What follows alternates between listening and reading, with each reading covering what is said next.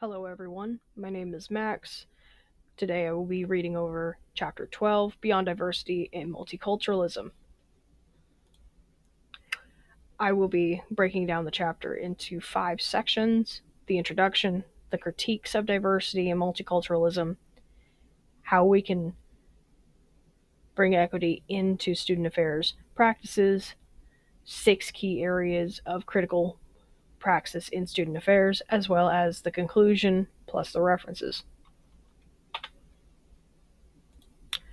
There has been an increase in challenges to the status quo, and these conversations can lead to more integrated and equitable practices on campus. Our goal as professionals is to build appreciation of cultures and other communities. Now, it is our responsibility as part of the campus community to advocate and implement beneficial change. The results of that change will largely depend on the level of accepted responsibility by not only individuals but also campus as a community. As for critiques of diversity and multiculturalism, diversity and multiculturalism are both extremely relevant in student affairs for students, staff, faculty, and administration. Some of the discourse that has been around since the 1960s is an active critique of the power structures that be. Specifically, one way is how institutions could essentially gild themselves under the guise of diversity. This then takes advantage of students who are already diverse or in some way disadvantaged on campus, and then further creates power imbalances. It is the responsibility of all institutions to have spaces for all of their students. Institutions who fail students can unintentionally bring diverse students into harm's way.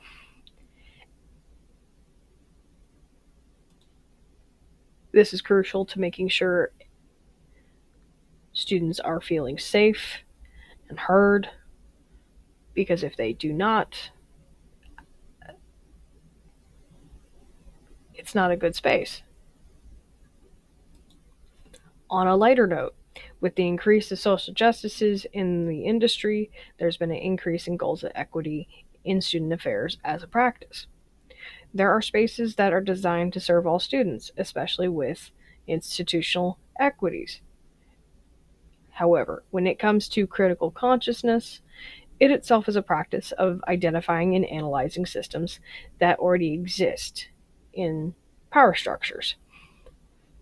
Being able to think critically can help express differences between oppression and privilege. The ACPA and NASPA also include social justice and inclusion in the industry's professional competencies, so it is crucial as professionals we incorporate multiculturalism, its competencies, as well as make a conscious practice of equity in our field. We as professionals need to be reflective. New information can make us question our own assumptions or attitudes, which is good. Our role is to be able to advance equity, and it is a conscious decision to either reinforce systems at play or to challenge them. Now, critical praxis should be the result of reflection. It is yet another step towards change. Now, we have finally made it to the 6 key areas of critical praxis as outlined in our text. First, transforming cultures and structures. Equity can be a catalyst for change in culture, especially campus culture. We are a community, and we are shaped by the community that we are in. Centering cultural relevance to ensure equitable impact. When engaging with diverse students, there should be the desire to create a meaningful interaction as well as pedagogical success for our students. 3, making leader uh, pardon me, making leadership development socially conscious. Good leaders are able to serve all communities. While they may not acknowledge all systems of power, they should be mindful of potential imbalances. 4, providing proactive, humanized, and holistic support. To create a holistic support system that is good on campus, campus needs to be able to also support those teams to be culturally aware. We are professionals and we need to go outside of our titles occasionally to assist students. For example, an advisor will have more responsibilities than just uh, selecting classes or assisting with majors. They may need to know additional services outside of their offices, especially if students are in need of different supports, be that counseling, academic, grant related, what have you. Number 5, embedding equity into administrator and staff recruiting, hiring, and retention strategies. Populations will change yearly. And recruitment strategies for students, staff, and faculty need to also change. There should be equity integrated into the recruitment strategies so to avoid different biases in different candidates. 6, integrating equity in assessment and accountability. Assessments should ultimately consider different identities. For example, like what I have here, students from different identity groups may interact with activities differently than others.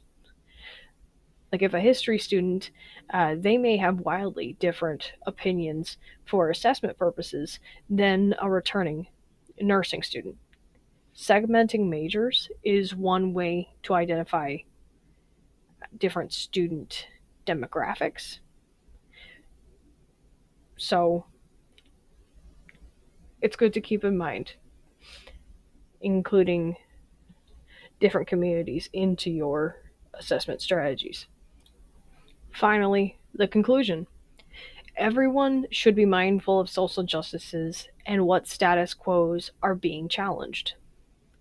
Student affairs professionals play a large role in addressing, expressing, and creating equitable spaces.